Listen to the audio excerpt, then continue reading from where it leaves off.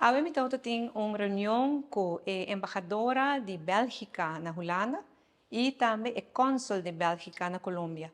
Nanta na Aruba pa topa kultur es nang persona nang kutabing de Bélgica kutabiba na Aruba kung nanta calcular kuta rondi 200 persona.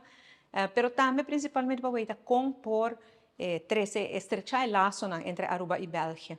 Congo Pomire, especialmente agora que nós temos a Universidade de Aruba, sua faculdade Novo System, nós temos uma relação muito estreita com a Bélgica, para sobre a KU Leuven, a Universidade de Leuven, que está ajudando nós com a faculdade de Sistema.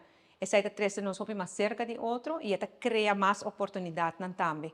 Pero também nós temos estudantes de Aruba, na Bélgica, e nós temos bastante laço comercial também. Então, é uma boa reunião. Kami nos enfocar especialmente na possibilidade ng kuting, kuta hobby, para ajudar nos diversificar nossa economia, para assim nos porta mais forte e mais resiliente.